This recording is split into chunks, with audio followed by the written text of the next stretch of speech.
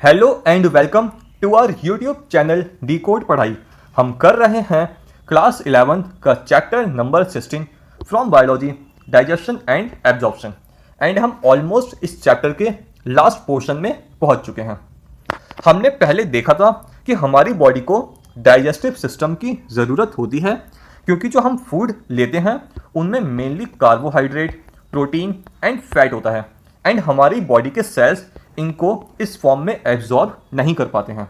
तो इसलिए digestive system क्या करता है, इन फूड कंपोनेंट को सिंपल एब्जॉर्बेबल फॉर्म में कन्वर्ट करता है ताकि जो हमारी बॉडी के सेल्स हैं वो इनको एब्जॉर्ब कर पाएँ।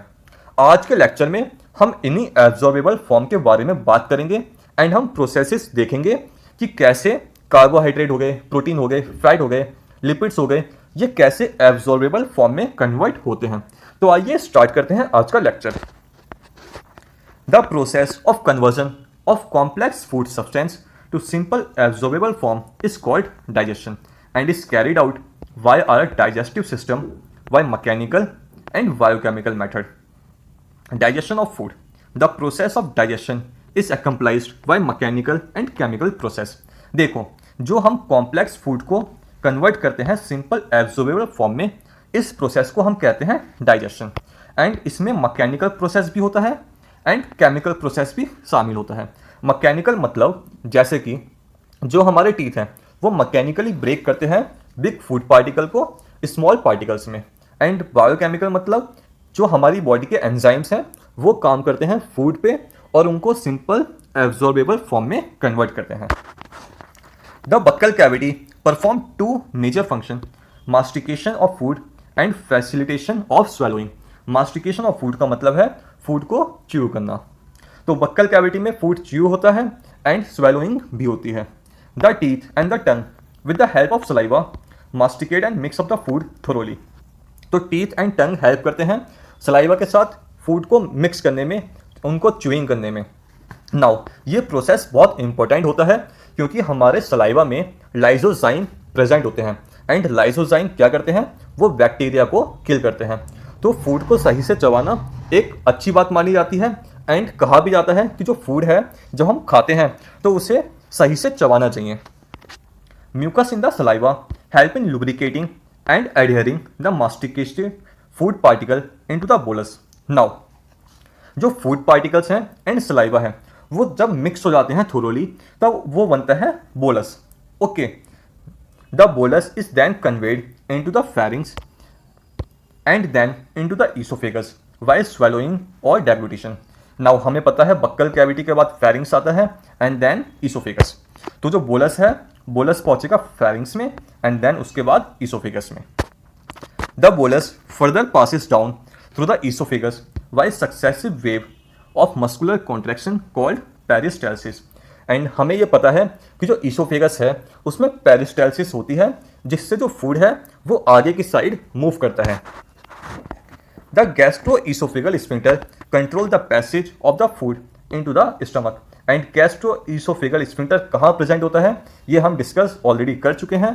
ओके, तो गैस्ट्रोईसोफेगल स्फिंक्टर प्रेजेंट होता है ईसोफेगस एंड स्टमक के बीच में। ओके, एंड यहां से ये फूड को कंट्रोल करता है in the stomach.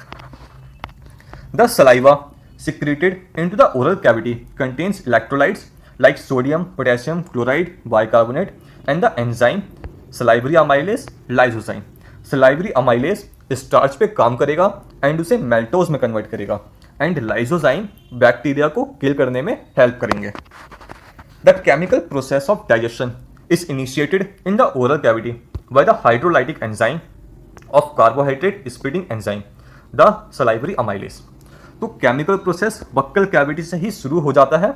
Okay, by the hydrolytic enzyme and ये हाइड्रोलाइटिक एंजाइम जो कार्बोहाइड्रेट पे काम करता है उसे हम कहते हैं सलाइवरी अमाइलेस। अमाइलेस का मतलब होता है या अमाइलम का मतलब होता है स्टार्च। ओके, एंड सलाइवा में प्रेजेंट है तो इसलिए सलाइवरी अमाइलेस। नाउ हमने हाइड्रोलाइटिक एंजाइम क्यों कहा, देखो हाइड्रो का मतलब पानी, लाइटिक का मतलब तोड़ना, मतलब पानी की मदद से तोड़ना। तो इसलिए जो ये एंजाइम्स हैं इनको हम कहते हैं हाइड्रोलाइटिक एंजाइम्स क्योंकि ये एंजाइम क्या करते हैं, पानी को ऐड करके कंपोनेंट को ब्रेक करते हैं। About 30% of starch is hydrolyzed here by this enzyme and optimum pH जो होता है इस एंजाइम के वर्क करने के लिए वो है 6.8 एंड जो डाइसैकेराइड में बना देता है, मतलब सलाइवरी अमाइलेज क्या कर रहा है, स्टार्च को कन्वर्ट करेगा मैल्टोस में एंड मैल्टोस डाइसैकेराइड होता है, मतलब ग्लूकोज प्लस ग्लूकोज से मिलके बनता है।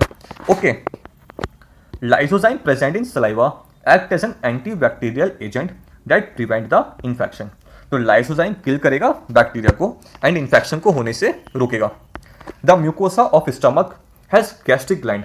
नाउ स्टमक में हमें गैस्ट्रिक ग्लैंड देखने को मिलते हैं एंड गैस्ट्रिक ग्लैंड के अंदर 3 मेजर टाइप के हमें सेल्स देखने को मिलते हैं।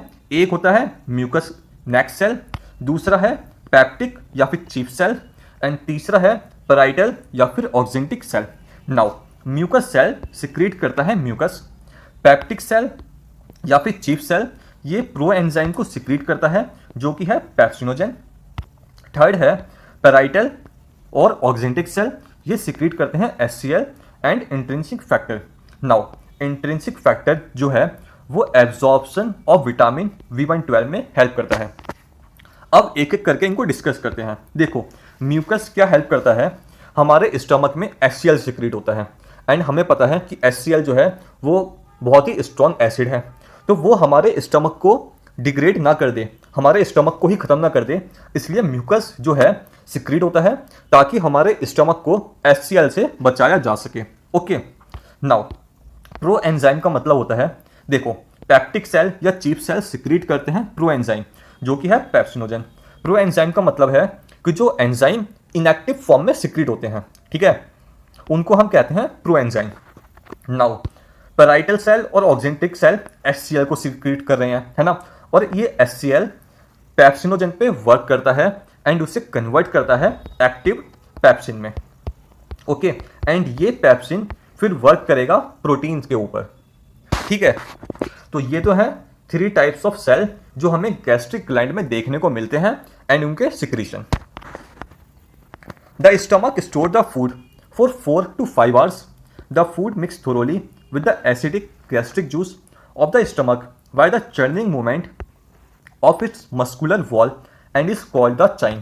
देखो जब फूड पार्टिकल सलाइवा से मिक्स हुआ तब हमने कहा बोलस। नाउ बोलस पहुंचा स्टमक में और वो मिक्स हुआ किसके साथ, गैस्ट्रिक जूस के साथ, तब वो क्या बन गया, तब वो बन गया चाइम। ओके, तो जो ये 2 वर्ड हैं, बोलस क्या होता है, चाइम क्या होता है, ये पता होने चाहिए।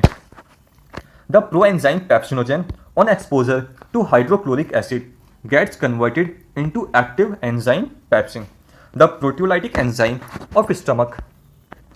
नाउ पेप्सिन क्या है, प्रोटियोलाइटिक एंजाइम है, मतलब प्रोटीन को ब्रेक करेगा। ओके, एंड प्रोएंजाइम पेप्सिनोजेन कैसे एक्टिव एंजाइम पेप्सिन में कन्वर्ट होता है, on exposure to HCl। HCl work करता है पेप्सिनोजेन पे जो कि उसे कन्वर्ट कर देता है पेप्सिन में। Pepsin convert proteins into proteoses and peptones.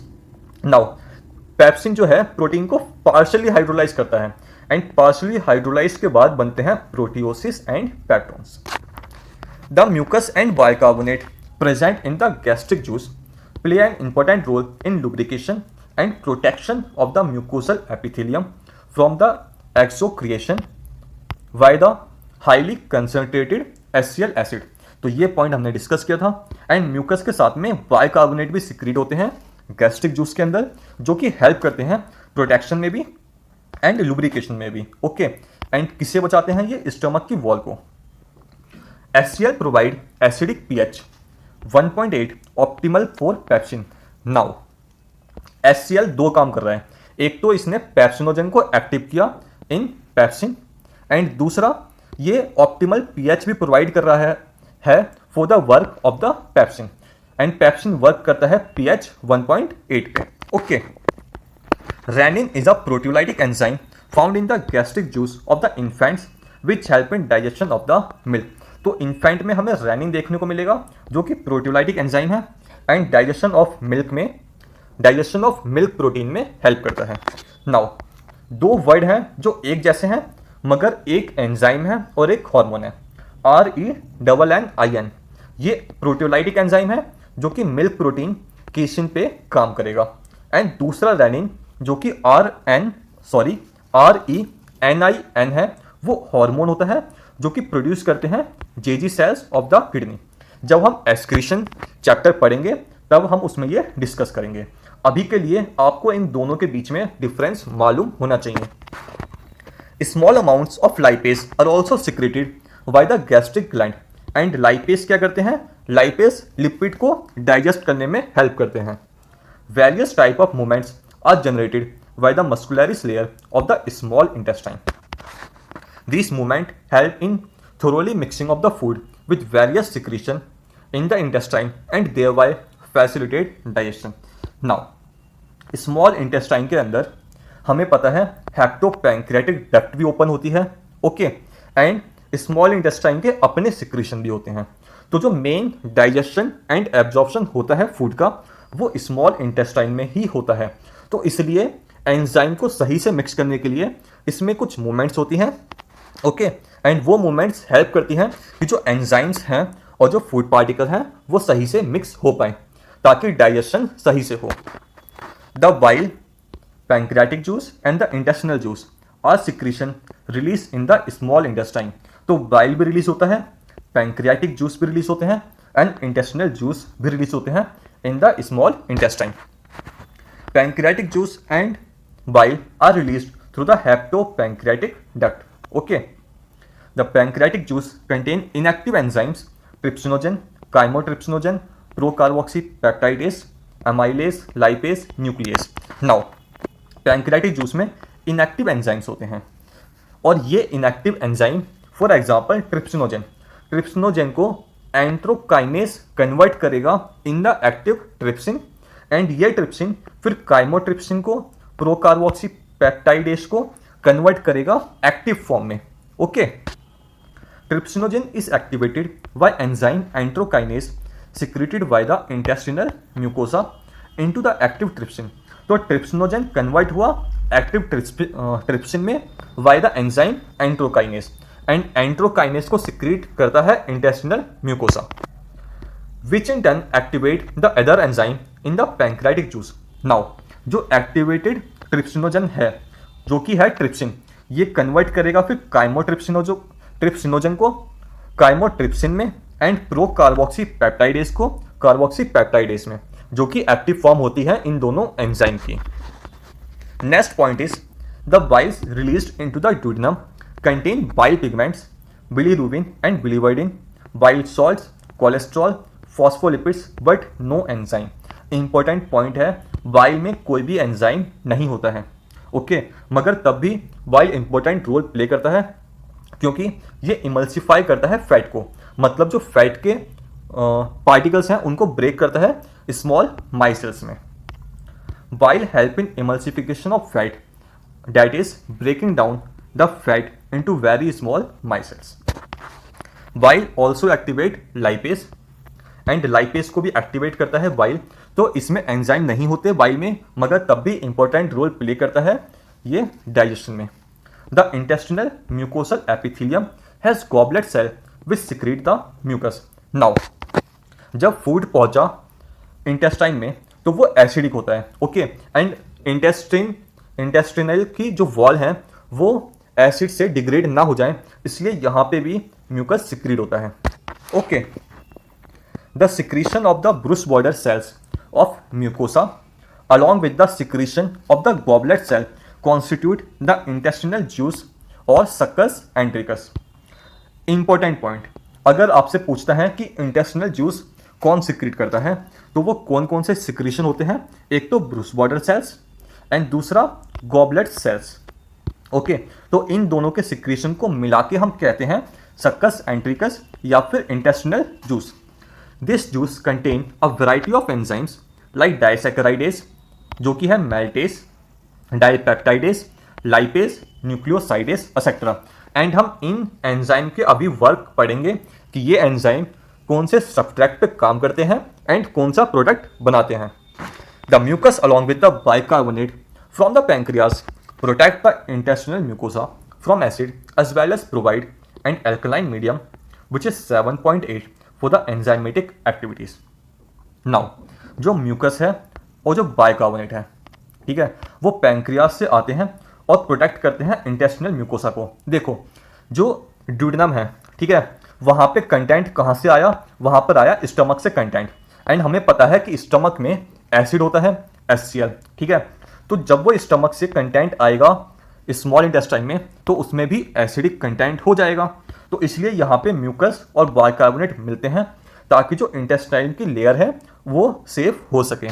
Okay, and जो इंटेस्टिनल जूस है वो एल्कलाइन pH में काम करते हैं, तो म्यूकस एंड बाइकार्बोनेट जो है वो एल्कलाइन मीडियम भी प्रोवाइड करते हैं for enzymatic activities. Some mucosal gland, Brunner's gland also help in this. Now Brunner's gland भी म्यूकस को सिक्रीट करते हैं एंड प्रोटेक्शन में हेल्प करते हैं इंटेस्टाइन की। एंड ब्रूनर्स ग्लैंड कहाँ प्रेजेंट होता है, सब म्यूकोसा में।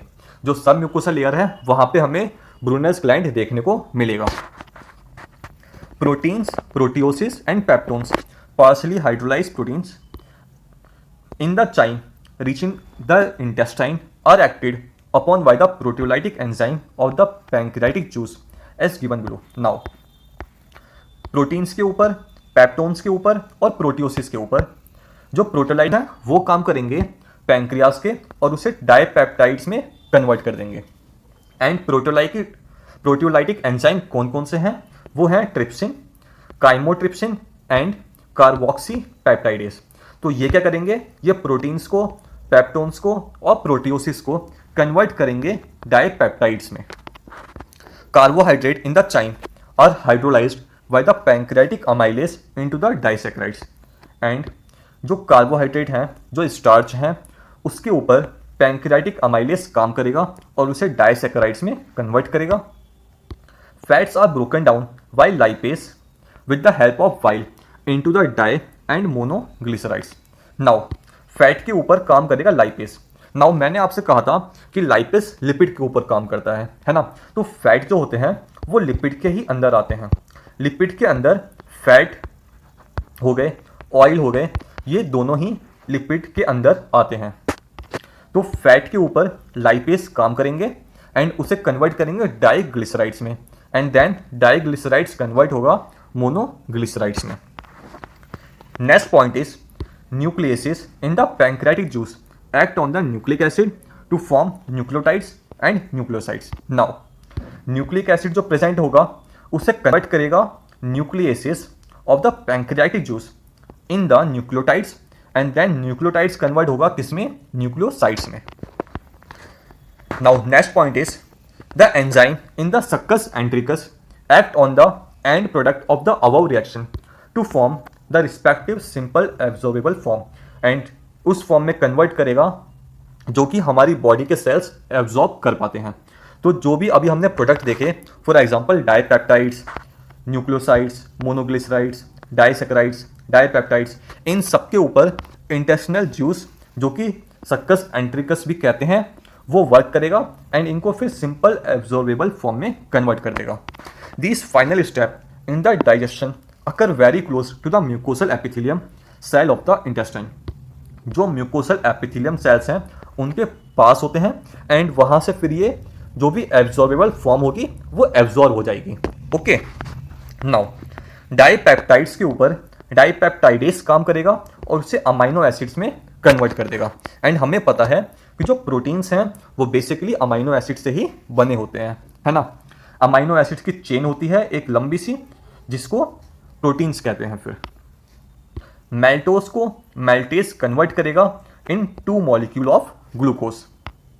लैक्टोज को लैक्टेज कन्वर्ट करेगा in glucose and galactose. Sucrase के ऊपर एंजाइम सुक्रेस काम करेगा एंड इसको कन्वर्ट करेगा ग्लूकोज में एंड फ्रक्टोज में। न्यूक्लियोटाइड्स के ऊपर न्यूक्लियोटाइडेज काम करेगा एंड उसे कन्वर्ट कर देगा न्यूक्लियोसाइड्स में। देन न्यूक्लियोसाइड्स के ऊपर न्यूक्लियोसाइडेज काम करेगा एंड उसे कन्वर्ट कर देगा शुगर एंड बेसिस में।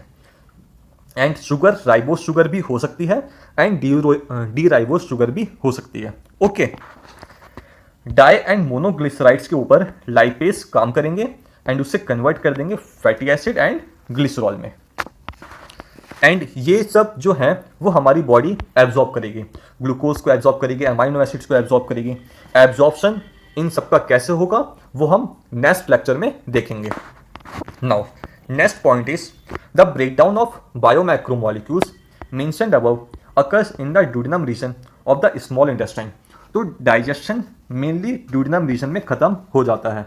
Okay, the simple substance thus form are absorbed in the jejunum and ileum region of the small intestine. And absorption mainly फिर कहाँ होता है? जजनम एंड इलियम में। The undigested unabsorbed substance are passed on the large intestine. And जो undigested और unabsorbed substance बच गए वो फिर लार्ज इंटेस्टाइन में चले जाते हैं एंड फीसिस में कन्वर्ट हो जाएंगे। No significant activity occurs in the large intestine.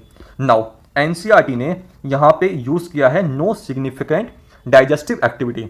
NCERT ने नो डाइजेस्टिव एक्टिविटी वर्ड का यूज़ नहीं किया, नो सिग्निफिकेंट यूज़ किया है। नाउ ऐसा क्यों किया?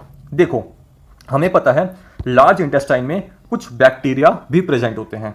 ओके, एंड वो बैक्टीरिया सेल्यूलोज को डाइजेस्ट करने में हेल्प करते हैं, मगर वो बहुत ही मिनिमल अमाउंट होता है। एंड लार्ज इंटेस्टाइन में कोई भी डाइजेस्टिव एंजाइम सिक्रीट नहीं होते हैं, तो इसलिए यहाँ पे वर्ड यूज़ किया गया है नो डाइजेस्टिव एक्टिविटी यहाँ पे वर्ड यूज़ किया गया है no significant digestive activity because बहुत ही मिनिमल अमाउंट में सेल्यूलोज को कन्वर्ट करते हैं और वो भी बैक्टीरिया के थ्रू होता है। Okay, now next point is the function of the large intestine are absorption of some water, minerals and certain drugs, secretion of the mucus with the help of adhering the waste undigested particles together and lubricating it for an easy passage. Now, large intestine में कुछ water absorb होगा, minerals absorb होंगे and drugs absorb होंगे and mucus को secrete करेगा ताकि जो faeces हैं वो आसानी से बाहर निकल पाए बॉडी के। Okay, next point is the undigested unabsorbed substance called feces enters into the cecum of the large intestine through the ileocecal valve which prevent the backflow of the fecal matter. Now ileocecal valve हम already discuss कर चुके हैं। तो ileocecal valve क्या करेगी? जो faeces पहुंचा caecum में उसका बैकफ्लो को रोकेगी। It is temporarily stored in the rectum till the defecation. तो फीसिस जो है वो टेम्परेली स्टोर होती है रेक्टम के अंदर टिल वो बाहर निकले बॉडी से। ओके, तो ये तो था डाइजेशन ऑफ फूड के बारे में। नेक्स्ट लेक्चर में हम डिस्कस करेंगे एब्जॉर्प्शन ऑफ फूड, कौन से बॉडी पार्ट्स में कौन सा सब्सटेंस एब्जॉर्ब होता है। ओके, तो मुझे उम्मीद है कि आपको आज का लेक्चर समझ में आया होगा एंड अगर आपका इस टॉपिक से रिलेटेड में कोई डाउट हो तो प्लीज़ कमेंट बॉक्स में लिखो एंड चैनल को सब्सक्राइब करें एंड वीडियो को लाइक करें। Thank you.